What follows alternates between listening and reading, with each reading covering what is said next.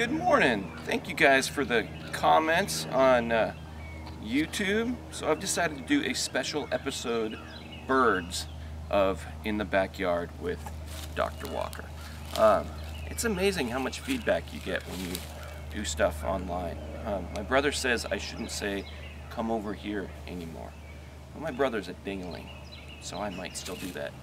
We're in the front yard because we're starting our backyard in the front yard. This lawn here is where you'll get a lot of robins, a lot of flickers show up in here. Behind me is the eastern phoebe, which makes its nest out of mud up underneath the eaves of houses, called a phoebe because its song is Phoebe, Phoebe. Very cool bird.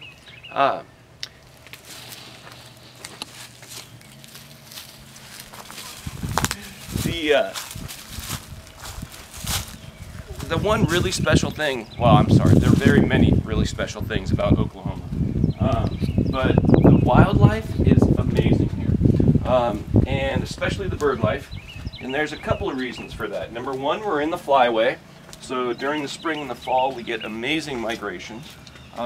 Sometimes you'll look up and see hundreds of hawks at one time, or hundreds of white pelicans flying over. The second reason is we are in the cross timbers ecosystem, which is a super special ecosystem because it's where the eastern forests meet the western prairies.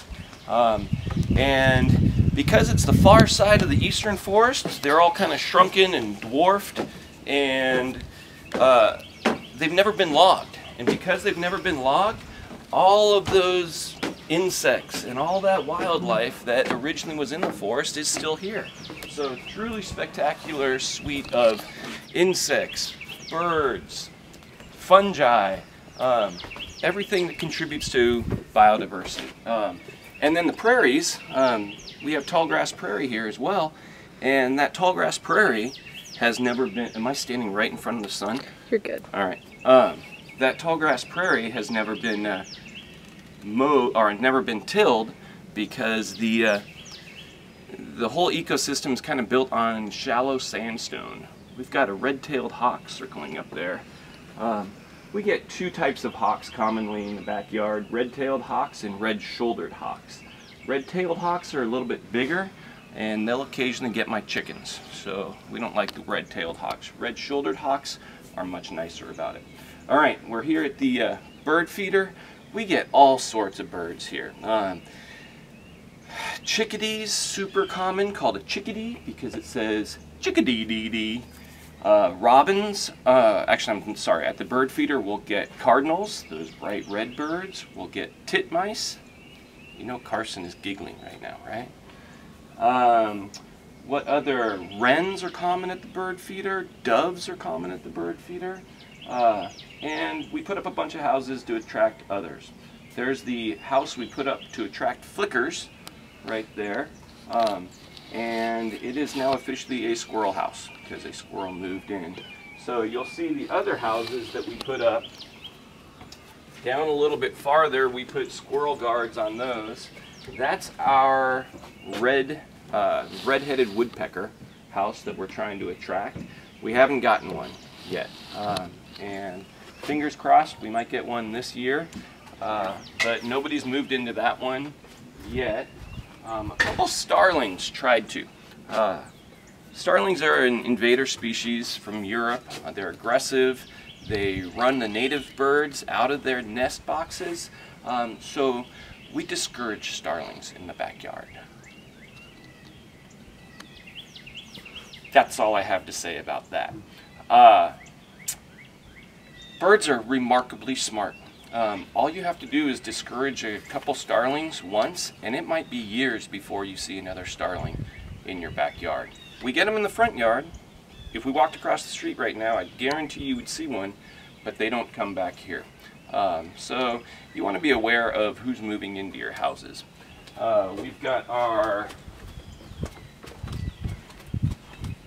two wren bird houses here that wrens will move into.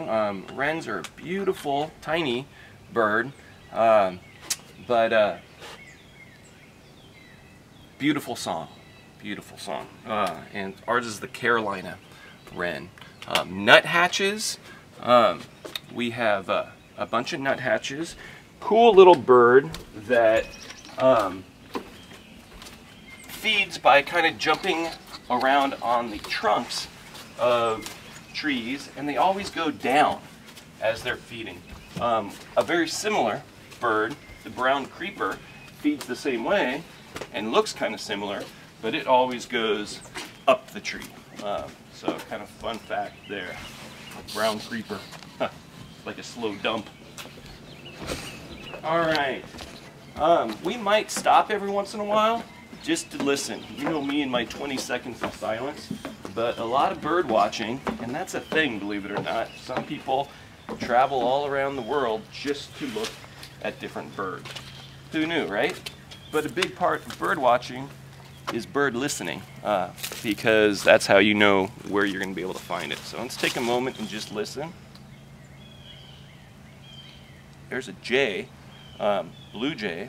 Blue jays are common back here as well. They are loud and obnoxious. Jays in general are. I'm a jay.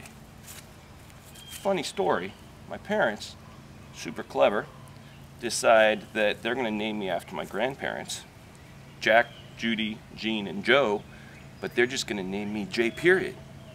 Check all the boxes. You get to tell everyone that you named your kid after them. So they go to sign the birth certificate, put J. Period Walker. At that time in California, it's illegal to have punctuation in names, so they quickly change it to J-A-Y, get home, and realize they just named their child Jaywalker. I've been trying to get a jaywalking ticket forever. You can't buy one. I lived in New York City for a while. I'd be walking like kitty corner across the street. No luck. So any policemen that happen to be watching this, you're welcome to give me that jaywalking ticket so I can mouth off a little bit during the process. All right, we're down here at our second flicker house. Once the squirrel moved into the first flicker house, we decided to build a second one and went away for a couple days, came back, and the hole, and when you make birdhouses, you have to be really specific about exactly what size the hole is. We came back and the hole was all jacked up. Something had just torn it all up. And we're thinking, what on earth happened? Well, what happened, we learned later that day, is a pileated woodpecker moved in, which for me was like winning the lottery. It's North America's largest woodpecker, the largest woodpecker in the United States, asterisk, unless the ivory-billed woodpecker is still extant in some swamp in Arkansas. Cool story there if you want to look it up. So in any case, we had a pileated woodpecker move in here. I thought I was going to be super clever, save that one for the flicker who started to move in there. So I put a second pileated woodpecker house at the other end of the pasture. And sorry, technical difficulties. Which reminds me, my son Ike is going to help on producing this one, because evidently you can edit these videos and even like put other stuff on it. So thank you to Ike for helping. Who knew, right? Ooh, as long as we're talking Ike, a couple funny Ike bird stories.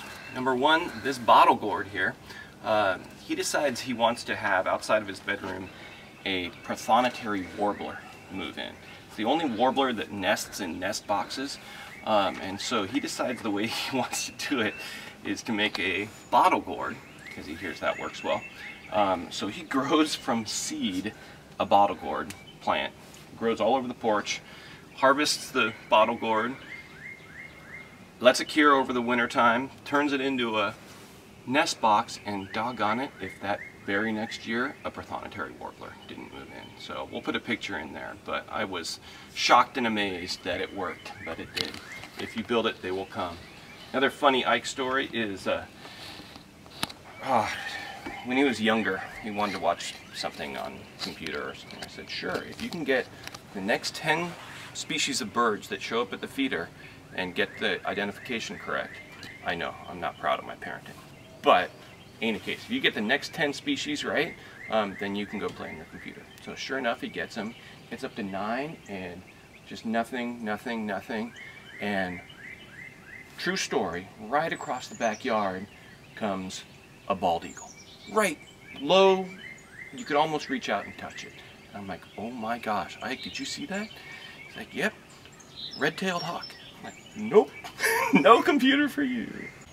In any case, second pileated woodpecker moved in. So we're super excited to have 2 pileated woodpeckers living in the backyard, but they are shy. They don't pose or sit outside very much. Let me quickly let the birds out since we are doing a special bird episode. Say hello to the chickens.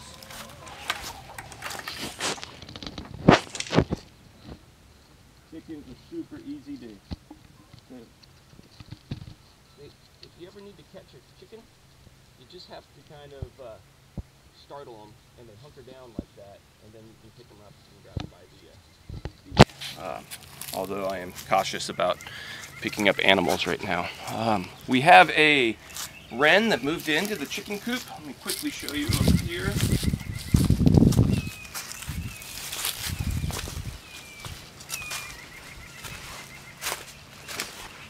It's a great little spot. It climbed up into the chicken wire and made its nest right up against the window. So it's got nice little moss in there and everything, and it's going to be raising its family in there this year. All right, we're going to head down to the other parts of the pasture. If you listen for a minute.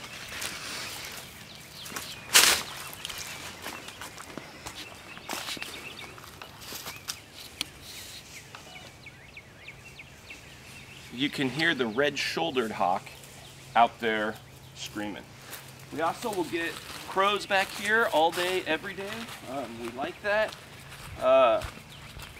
Crows are just fascinating creatures. Super smart, fun study they did in Washington, University of Washington, where they put 2 different masks on when they were studying the crows. First mask, it was an ogre mask. They treated the nests really rough. They picked up and they tagged the crows, and crows flipped out. The other researcher put on a Dick Cheney mask and was super nice, would like feed them and be all gentle. And for years after that study was done, every time that researcher put on the ogre mask and tried to walk around, the crows would attack them. They remembered that face for years. So crows, super fun. They'll get on the ground and eat whatever they eat off the ground, but it's kind of fun if you watch them.